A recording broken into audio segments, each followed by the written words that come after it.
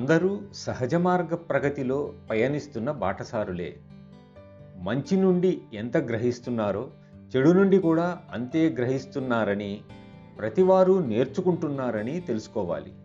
కనుక బాబూజీ చెప్పినట్లు ఇతడు అభ్యాసి అని, ఇంకొకరు అభ్యాసి కాదని వ్యత్యాసాన్ని చూపించవద్దు.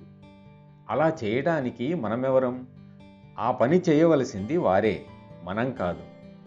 పెద్ద పులి మృగాలను వేటాడి చంపి తింటుంది. ఆవు గడ్డి మేస్తుంది. మరి పెద్ద పులి ఆవు కంటే గొప్పదని గాని లేదా నీచమని గాని చెప్పగలమా? భగవంతుడు దానిని పులిగాను దీనిని ఆవుగాను సృష్టించాడు. వాటి వాటి పద్ధతుల్లో అవి జీవిస్తున్నాయి.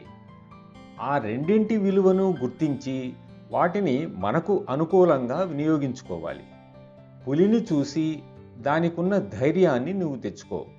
సమృద్ధిగా పాలిచ్చే ఆవు ఉదారతను నీవు అవలంబించు.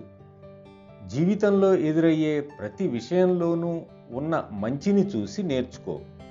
అప్పుడే మనకు అనుకూల దిశలో సరళ రీతిని ఆలోచించటం అలవడుతుంది.